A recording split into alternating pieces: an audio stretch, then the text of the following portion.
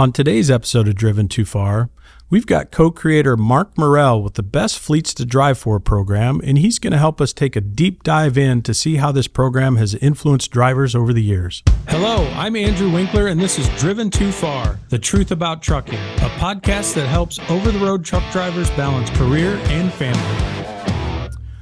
Thanks for joining us on this episode of Driven Too Far. Today we're joined by guest Mark Murrell with the Best Fleets to Drive For program. How are you doing today, Mark? I'm doing just fine. Thanks, Andy. Thanks for having me. Yeah, appreciate you being on with us. So let's jump in and let's talk a little bit about this Best Fleets to Drive For program. Tell me a little bit about the origins and how did you come up with the idea? Well, like a lot of things, it kind of started with an observation that something wasn't happening that we felt should be happening. So it started, 15 plus years ago now. We were reading through, Fortune magazine does their annual evaluation of the best companies to work for and sort of across North America. And we were reading through that. That particular year, Google was on the cover as number one. And as a tech company, we always sort of check what other tech companies are doing. And we were looking through it and we noticed that there was a lot of different industry sectors that were being represented. It wasn't just tech companies. They were well represented, but it wasn't just tech companies. Every other industry sector was in there. So it was retail, manufacturing, hospitality, pretty much every industry sector except trucking. And so we're looking through this and it's like, well, this is crazy. Because everywhere we go, we hear people talking about driver shortage, we got to get more people into the industry.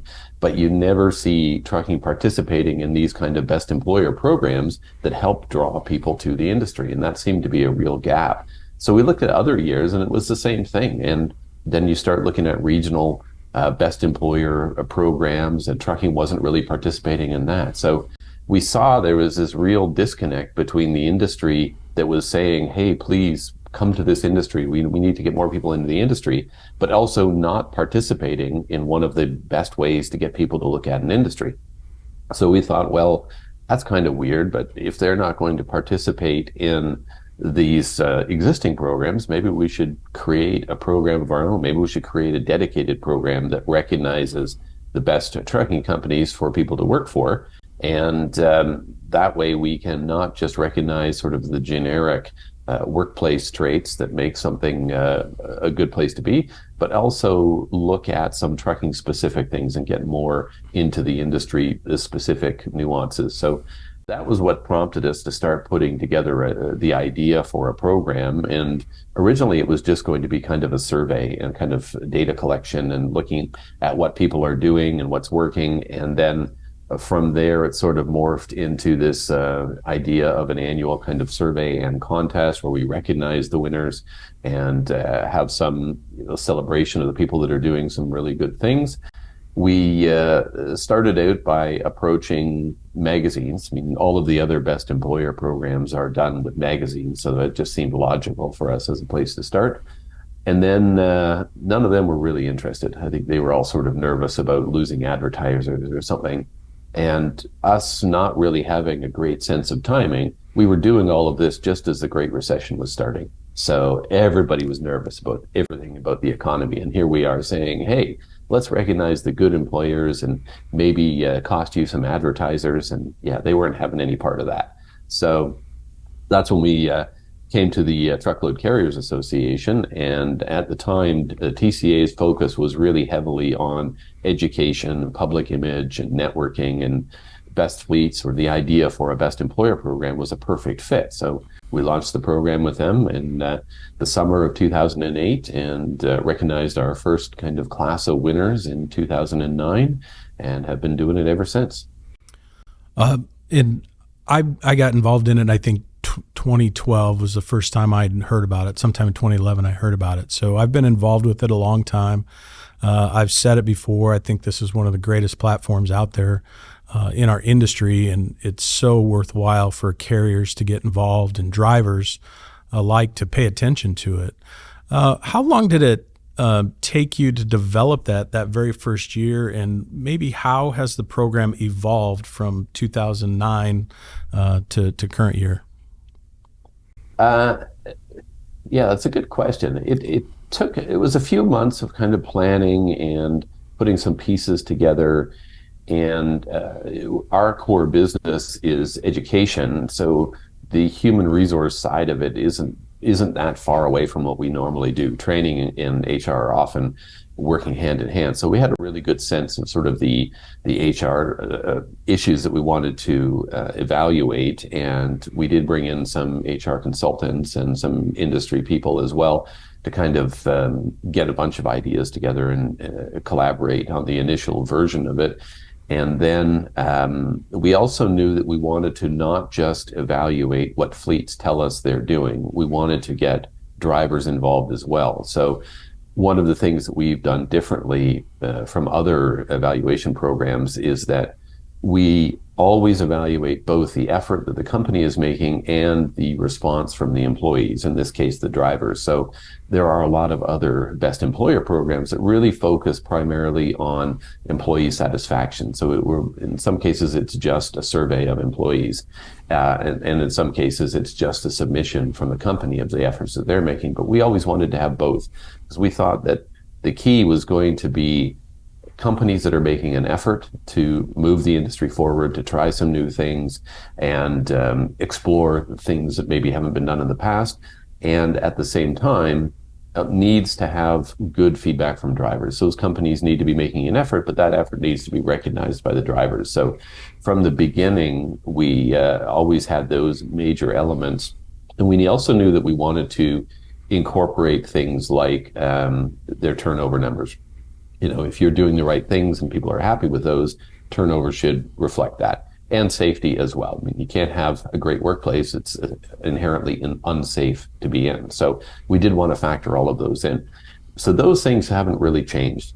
What has changed is the specific questions that we ask, and that changes every year. So we have different questions on the survey, or we add and remove questions on the survey every year. We also continue to evolve the driver survey to get their opinions on different things.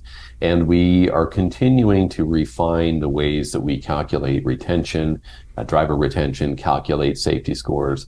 And every year we have another data set that we can add in that allows us to start controlling for influencing factors. So, for instance, flatbed is known to have a bit of a higher turnover rate.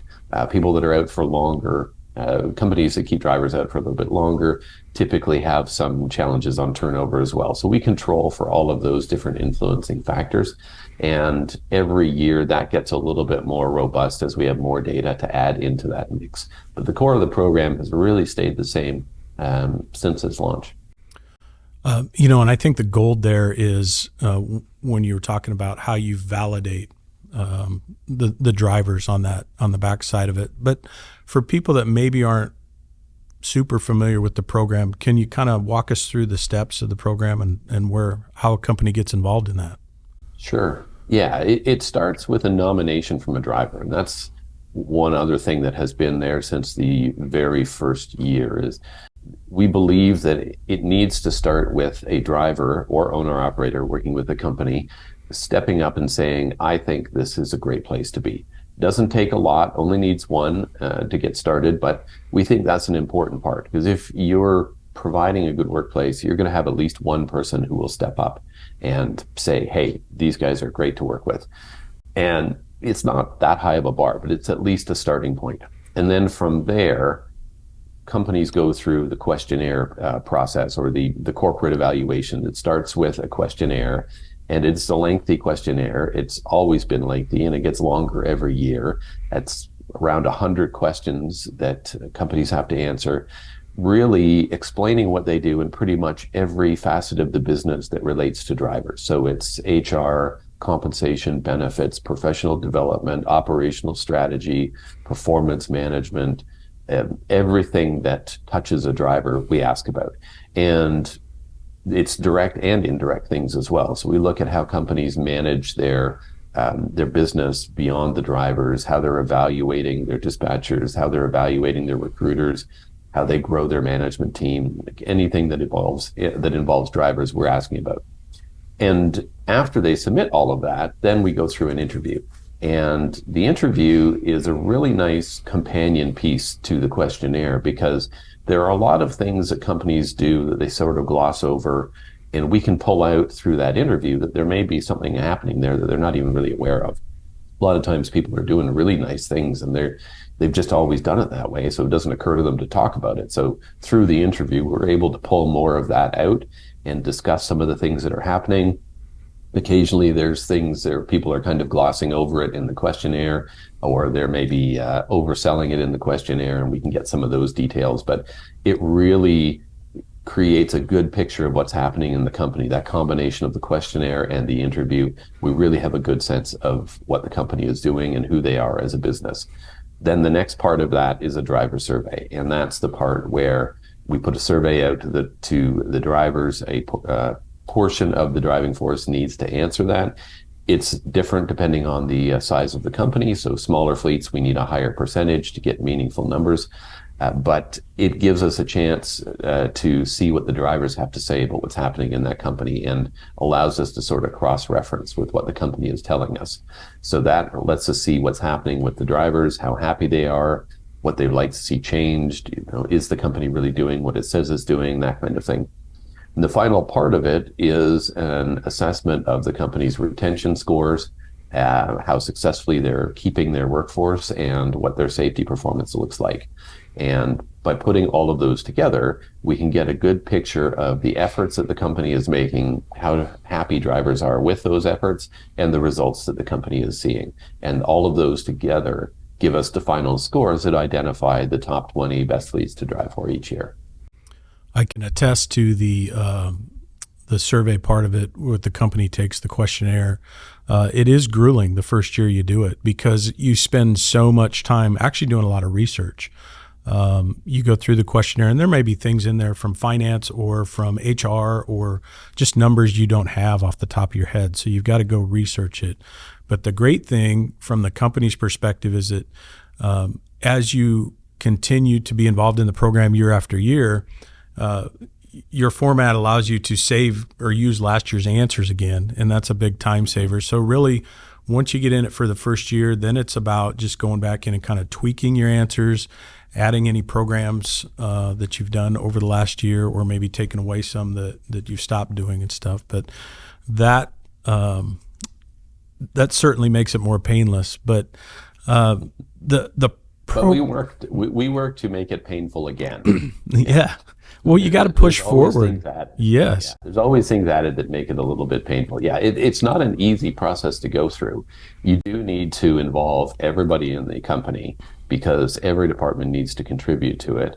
And not only that, we have a relatively short time frame to get it all finished at one of the busiest times of the year, because we do this through the fall. And most trucking companies are not sitting around bored in the fall. So It takes a lot just to get all of that done. And I say this to people every year: if you get all of that stuff finished and submitted on time, that in itself is an accomplishment. That means that you've pulled together as a team, you've got all of this data collected, you were able to collaborate and work together and get it done in a short time frame at the busiest time of year, and keep your business running as well. That's saying something just on its own. Yeah, for sure. Let's talk a little bit about some of the overall impacts you think the program has had. What have you seen from your perspective? How have things changed for the better in our industry? Something that maybe you can relate directly back to the Best Fleets programs. Yeah, I'd say the biggest thing that I've noticed over the years changing, and this took a while for me to recognize that that's what was happening, but the biggest thing that's changed is that the industry and certainly the Best Fleets community have developed a much better ability to talk about the human side of the business. When we first started this program, one of the things that we saw as a gap that kind of pushed us into doing this was that everybody's talking about a driver shortage, but you couldn't really have a meaningful conversation with people about the HR side of the business.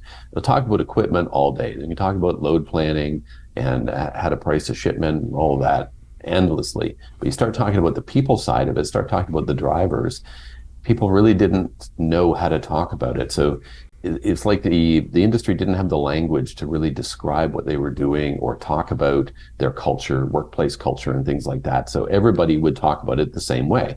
They would always say, well, we have an open door policy. We treat drivers like family, and you're a name, not a number. Okay, but everybody is saying the same thing. So what does that mean? And is that really better?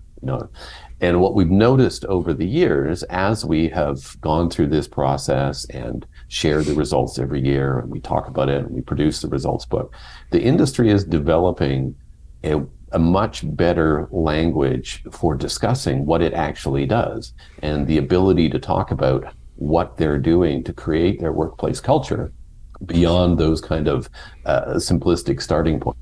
So that's, I think, a real positive, because you can't really mature and grow the people side of the business unless you have the language to really discuss it and understand what you're doing, why you're doing it, why this is different or better than that other thing, why you're making those changes. And if you're going to sell this industry to outsiders and say, come into our industry, you need to be able to explain that in kind of a mature and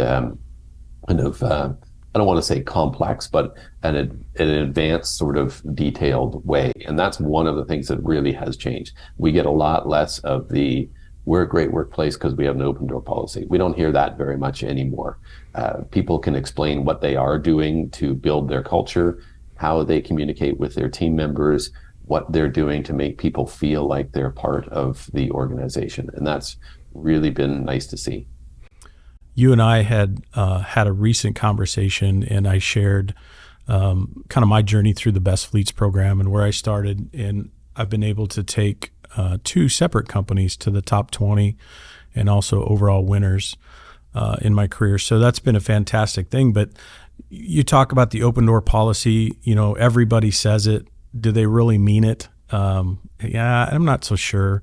I shared a recent story with you about when I arrived at my current company and how there were still silos there from drivers, and it's always been like that in the industry. And I don't know if the executives or the leadership teams in these companies they don't see it, or they think this is business as usual. But I got to think there's still a lot of companies out there that are kind of running old school, meaning they isolate the drivers. It's not a true open door policy. It's, the silos still exist. So what do we got to do as an industry to continue to break those down? That's a good question. That wasn't on the talking points. You're making me think here. And I have a lengthy answer, so get comfortable. First, I'm not a big fan of the phrase open door policy. I don't think that it's inherently better this idea that all doors should be open and anybody should be able to wander in, or you can go to anybody and get help.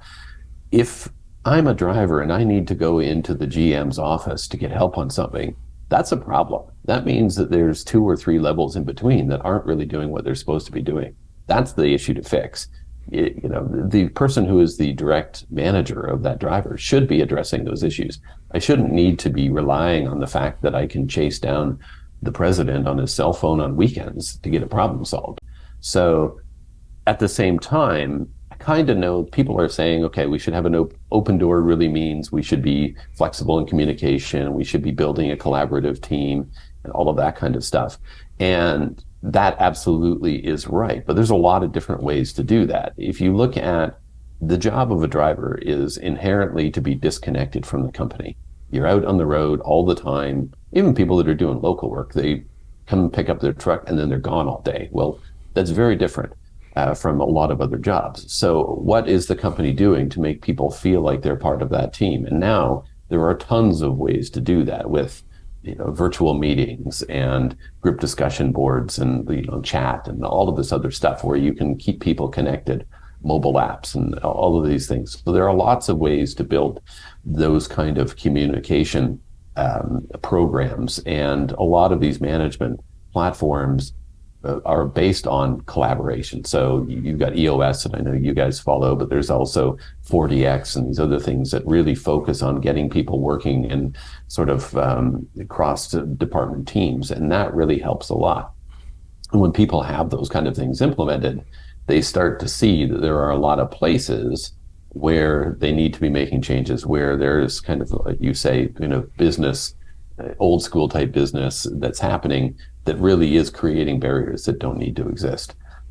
One of my personal issues is the concept of the driver window or the driver counter. This is from somebody coming from outside the industry. I cannot comprehend how you can have your employees who actually pay the bills basically locked out of your building. Like, that's ridiculous. Tear down those stupid walls. Why do you have a counter? You're treating people like they're coming through a drive-through window at a coffee shop or something. So I've worked in jobs where you're essentially offsite all the time. In the consulting business, that's what happens. You fly out to the customer site on Monday, you fly home on Friday, you almost never go into the office. But when you do go to the office, you're not standing in reception waiting for somebody to let you in. You get to walk into the office that your work pays for. So the driver window, the driver counter, that's one of those old school things that I think people that are really thinking about how do we build an effective collaborative team, they're looking at it and saying, wow, we don't need these anymore. And I noticed probably about 6 years ago, there's a lot of fleets that were rebuilding their terminals, rebuilding their operation centers, and they were going to this kind of open concept. So it's not driver counter anymore. Sometimes there'd be a separate driver entrance just because the trucks come into a secure yard and you need a different door to go into. But it opens up into an area that everybody is in. There may be a lounge for drivers, but there isn't a separate driver room and office staff room. It is the lounge. It is the place where people can go and hang out together. So we definitely saw a move to getting away from these walls and moving into more of a modern kind of office style approach. And that's had a very positive effect. You definitely need to find ways to collaborate, but I don't think there's necessarily a problem with the door being closed once in a while. And I think most people acknowledge that. I mean, I've seen people saying, well, we got an open door policy. Our doors are always open. And I say, well, what if you need to have a private conversation with somebody? What if you're on the phone with your banker? Oh, well, in those cases, the doors are closed. So then your doors aren't always open. Which is it? Are you open or are you not? Right. So figure out how to communicate and how to build collaborative teams. And if the door's closed, sometimes fine. But have processes where a direct manager is actually addressing the issues, build that strong management team, a good group of team leads, all of those things that you need, and the communication issues tend to resolve themselves. Thanks for joining us today on the podcast. Don't forget to go to driventofar.com and leave us a message, and we'll address it on future episodes of the podcast.